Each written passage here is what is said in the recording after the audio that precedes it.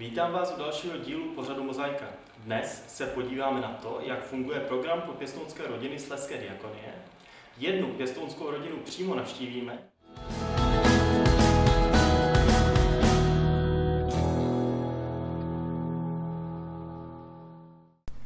Co bylo tím impulzem stát se pěstounskou rodinou? Myslím, že tím prvním takovým bylo to, kde bydlíme, že jsme měli velký dům a je tu moc pěkné prostředí. A nechat si to jenom pro sebe přišlo nám takové prostě až sobecké. Tak až rodiče zemřeli, tak jsme zůstali sami s manželem a s tou nejmladší dcerkou, no tak jsme si postupně brali děti z domova, že si vememe jedno nebo dvě, no pak jich bylo teda 8, no tak všech dětí máme 12, teď už jsem sama, no tak už budu říkat jako, že jenom já. A ještě momentálně doma je jich 7. No, to prostředí tu vybízí k tomu, aby člověk takovou věc prostě nabídnul i někomu, kdo nemá tu možnost žít tak v přírodě u lesa. Nejsou s těma dětma skoro, bych řekla, problémy žádné nějaké, nebo se tu vybijou, pracujou. Není to jako v bytě. No, myslím, že to bylo takové, to první počáteční, co nás k tomu vedlo. Program pro pěstounské rodiny vznikl v roce 2013 a Slezská diakonie ho zřídila za účelem doprovázení pěstounských rodin poté, co byl vlastně novelizován zákon o sociálně právní ochraně dětí. V podstatě v praxi to znamená, že v tuto chvíli doprovázíme asi 180 pěstounských rodin, což znamená nějakých 250 dospělých a 250 dětí, které vykonávají vlastně pěstounskou péči ty rodiny. My jsme od toho, abychom je v tom podpořili, abychom jim poskytovali poradenství, pomoc, abychom je pomáhali řešit jejich problémy a taky dohlíželi na ten výkon vlastně pěstounské péče v těchto rodinách. Ty zájmy mají různé každý, třeba někdo fotbal, zase jsou tmavší pleti, tak ti Romové rádi zpívají a hrají, tak každý na něčem hraje.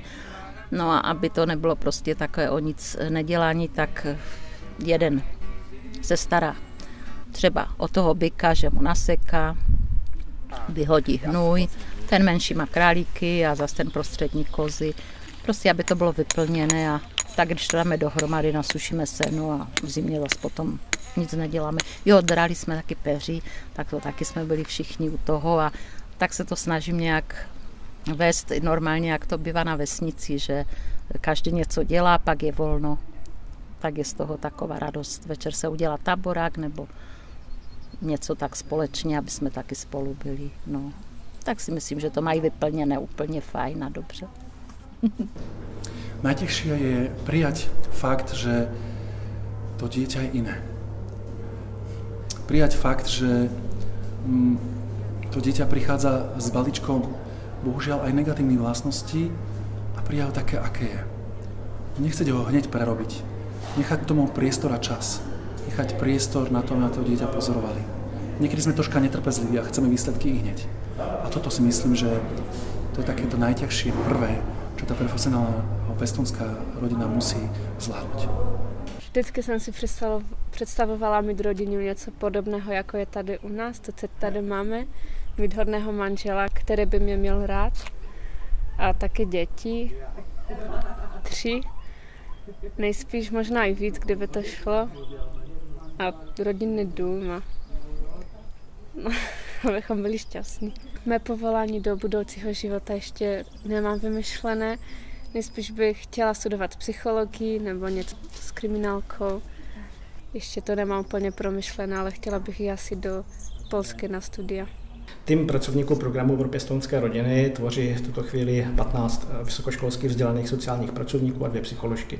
Sociální pracovníci mají na starosti doprovázení rodin, jsou vlastně v roli klíčových pracovníků, dohlíží na ty rodiny, podporují je, poskytují jim sociální poradenství, dohlíží i třeba na to vzdělávání, kolik hodin vlastně zvládli pěstouni během roku se provzdělat. Psychologové zase mají na starosti tu terapeutickou odbornou část podpory, takže pokud je u některé rodiny, ať už pěstouna nebo dítěte, indikovaná potřeba psychologické pomoci, psychoterapie, tak právě naši psychologové zajišťují tyto věci. Rodiče se často obracejí z důvodu těch nějakých výchovných problémů, že si neví rady, anebo i problémů ve škole, že jsou s učením, že nějak pomalé tempo, nebo že se špatně soustředí děti, nebo s tím chováním opravdu jakoby nějaké takové běžné výchovné problémy, ale většinou se vlastně ta příčina nalézá, jak už jsem říkala, jinde. Takže vlastně rodina přijde za mnou, první sezení je takové společné, nebo si pozvu rodiče zvlášť a popovídají o tom, co je trápí, a potom většinou začnu pracovat buď vlastně i dohromady s rodiči, k tomu je vlastně taková jako jiná terapie, takzvaná dyadická vývojová terapie, která probíhá jakoby dohromady i s pěstouny, že dítě které trpí nějakou jakoby poruchou vztahu, tak se může začít uzdravovat zase až jakoby nápravu toho vztahu. To znamená, když se cítí přijímané, milované a v bezpečí, tak se může začít uzdravovat. Já bych chtěl mít rodinu takovou střední, moc velkou ne, manželku, 3 děti asi, 2 kluky a 1 holku. Ten se jmenuje Ferda a je to plišák, ke kterému je tady taková knížka. Ferda a jeho mouchy, to jsou ty mouchy, které znázorňují pocity. A jsou tady příběhy, které si s dítětem čteme, a k tomu jsou potom i nějaké doprovodné otázky, nebo si to může i rodič s dítětem číst. A jsou různé aktivity potom pro děti, že se naučí jakoby zvládat v bezpečném prostředí tu emoci. Tady tyhle karty se používají při práci s dětmi, s jednotlivci i se skupinami, nebo při práci v rodině. A kartičky, kde jsou velrybky, znázorňují vlastně pocity, emoce, jak se dítě a členové rodiny cítí. Možno, že také najzákladnejšie sú nedostatok vzťahovej väzby na začiatku, ešte možno počas prenatálneho a postnatálneho vývoja dieťaťa. Ďalším problémom, čo vnímame, je naozaj pocit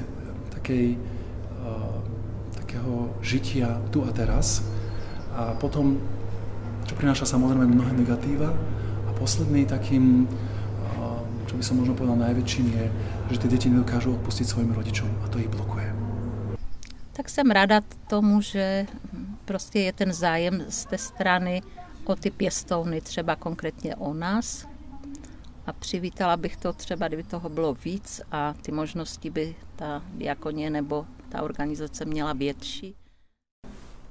Tak náš program vlastně doprovází 3 různé typy pěstounských rodin. Tu nejmenší část tvoří pěstouni na přechodnou dobu, to jsou ti, kterým se laicky říká profesionální pěstouni. Oni vlastně tvoří tu záchytnou rodinu, která pomáhá řešit ty nejakutnější situace v životě dětí. Mají každé dítě vlastně maximálně 1 rok a potom ho předávají někam dál. Mnohem větší skupinu v té naší klientele tvoří ti dlouhodobí pěstouni, řekněme ti standardní, a potom asi tu nejvýraznější část nebo největší část tvoří pěstouni příbuzenští, kteří si berou tady do příbuzenské péče vlastně vlastní vnuky, synovce, neteře, sourozence a podobně. Pokud jde o zájem o pěstounství, tak v celé České republice probíhají kampaně na podporu pěstounství. Jednotlivé kraje se snaží propagovat tuto službu, tuto práci u veřejnosti.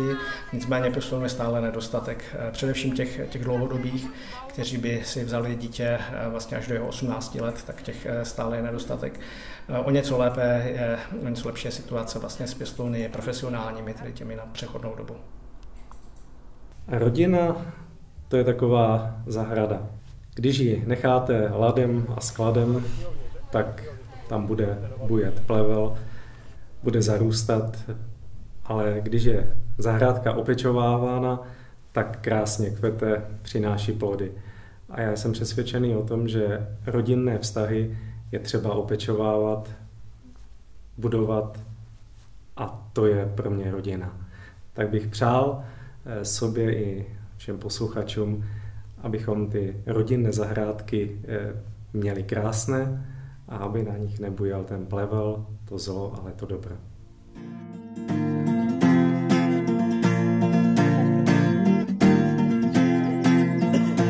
Za górami, za lasami, za dolinami pobili się dwaj górale czupakami. Ej górale, nie bijcie się, Magorálka daleko chce podělit Češe. Hej, korále, neví Češe. Magorálka daleko chce podělit Češe. Za gorami, za lasami, za dolinami. Mobili się za górale czupakami. Hej, górale, nie bicie się. Magorálka twoje oczu podzielicie się. Hej, górale, nie bicie się. Magorálka twoje oczu podzielicie się.